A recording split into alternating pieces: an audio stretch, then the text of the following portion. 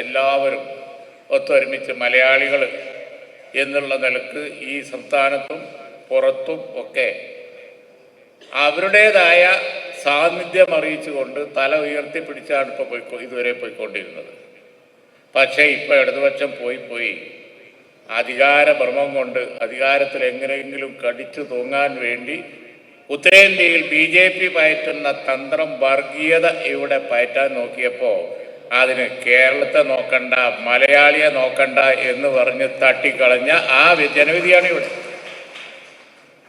വർഗീയത പാതയിലൂടെ ആളുകളെ ജാതിമത അടിസ്ഥാനത്തിൽ വിഭജിച്ച് ആ കാർഡ് കളി, ഹിന്ദു കാർഡ്, മുസ്ലിം കാർഡ്, രണ്ട് കാർഡും ഞങ്ങൾക്ക് വേണ്ടാന്ന് കേരളം തെളിയിച്ചു.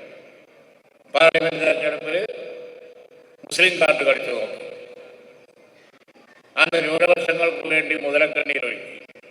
അത് കഴിഞ്ഞ് ഇപ്പോൾ ഭൂരിപക്ഷ വർഗീയത ഊതി വീർപ്പിക്കുന്ന ആ സമീപനം എടുത്തു നോക്കി. കണ്ടില്ലേ, രണ്ടും ഒരുപോലെ തള്ളിക്കളഞ്ഞ ജനങ്ങൾ. അത് നമുക്ക് വളരെ അഭിമാനകരമായ ഒരു കാര്യമാണ്.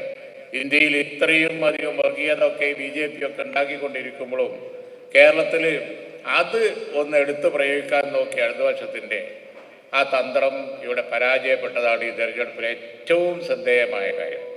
അതിപ്പോഴും ഓരോരുത്തർ പറഞ്ഞുകൊണ്ടിരിക്കുന്നുണ്ട്. ഇന്ത്യൻ യൂണിയൻ മുസ്ലിം ലീഗ് ഒന്നും അതിൽ പ്രതികരിക്കാറില്ല. കാരണം എന്താ, പ്രതികരിക്കേണ്ട ആവശ്യമില്ല. വർഗീയത പറയുന്നവനെ ജനം വെച്ച് പൊറപ്പിക്കൂല എന്നുള്ളത് ഈ തെരഞ്ഞെടുപ്പ് തെളിയിച്ച സ്ഥിതിക്ക് ഇനി മിണ്ടേണ്ട കാര്യമില്ല. അവരെ എങ്ങനെയാണ് ജനങ്ങൾ കാണുന്നത്, അവരെ എങ്ങനെയാണ് ഇരുത്തേണ്ടത് എന്ന് ജനങ്ങൾ ഇവിടെ കാണിച്ചു. അത് നമുക്കറിയാം. കഴിഞ്ഞ പാർലമെന്റ് തെരഞ്ഞെടുപ്പിൽ ഇന്ത്യൻ യൂണിയൻ മുസ്ലിം ലീഗിനെതിരായിരുന്നു. അന്നുള്ള ആരോപണം എന്ന് പറയുന്നത് ഞങ്ങൾ ന്യൂനപക്ഷങ്ങൾക്ക് വേണ്ടി ഒന്നും ചെയ്യുന്നില്ല എന്നായിരുന്നു. പക്ഷെ അത് ശരിയല്ല, ആവശ്യമുള്ളത് ചെയ്യുന്നുണ്ട് എന്ന് ആ തെരഞ്ഞെടുപ്പ് തെളിയിച്ചു. ഇപ്പോൾ ഇന്ത്യൻ യൂണിയൻ മുസ്ലിം ലീഗ് വാരിക്കോരി കൊണ്ടുപോവുകയാണ് എന്ന് പറഞ്ഞ് വിളിച്ചു പോകുന്നു പലരും. പക്ഷെ ഒരു കാര്യമില്ല, അത് ജനങ്ങൾക്കറിയില്ല. ഇവിടെ മിതത്വം പാലിക്കുന്ന പാർട്ടിയാണ് ഇന്ത്യൻ യൂണിയൻ മുസ്ലിം ലീഗ്. എല്ലാം തള്ളിക്കളഞ്ഞു. അതാണ് ഈ തെരഞ്ഞെടുപ്പിൻ്റെ ഏറ്റവും വലിയ പ്രത്യേകത. വോട്ടിംഗ് പാറ്റേണൊക്കെ നോക്കിയാൽ, ബൂത്ത് അടിസ്ഥാനത്തിൽ നോക്കിയാൽ, വാർത്താമാധ്യമ പ്രതിനിധികളൊക്കെ ഉണ്ട്, അവരൊക്കെ അനലൈസ് ചെയ്യേണ്ടതാണ്. ജാതി മത വ്യത്യാസമില്ലാതെ ഇന്ത്യൻ യൂണിയൻ മുസ്ലിം ലീഗിനൊക്കെ വമ്പിച്ച അംഗീകാരമാണ് കേരളത്തിലെ ജനങ്ങൾ നൽകിയത് എന്നുള്ളത് കാണാൻ കഴിയും. ഈ വയനാടിൽ പോലും അത് കാണാൻ കഴിയും. ഓരോ ബൂത്തിലുള്ള വോട്ടിംഗ് എടുത്ത് നോക്കിയാൽ മതി.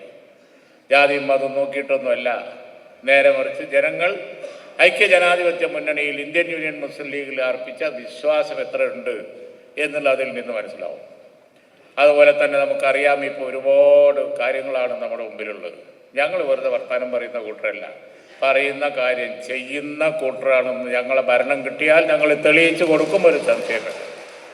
മലയോര മേഖലയിലെ ബുദ്ധിമുട്ട് നിറഞ്ഞ ജീവിതം, കാട്ടുമൃഗങ്ങളും അതുപോലെ തന്നെ നിരവധി പ്രശ്നങ്ങളുമായി കുടിയേറ്റ മേഖലകളിൽ ജനങ്ങൾ അനുവദിക്കുന്ന, മലയോര മേഖലകളിൽ ജനങ്ങൾ അനുഭവിക്കുന്ന പ്രശ്നങ്ങൾ തീർത്തു കൊടുക്കാം എന്ന് ഞങ്ങൾ ഏറ്റിട്ടുണ്ട്.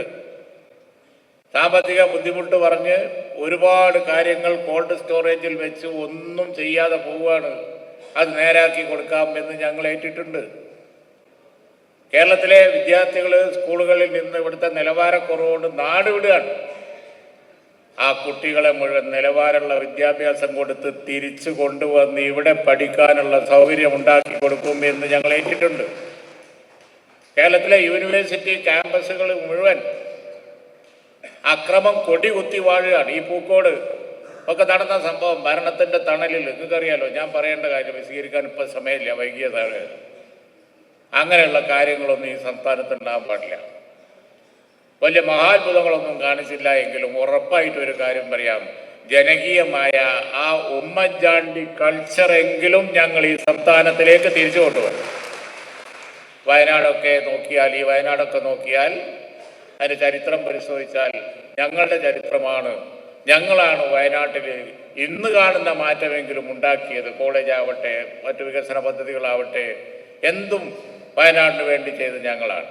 വയനാട് അതുകൊണ്ട് തന്നെ UDFിൻ്റെ ഭരണത്തിലായി.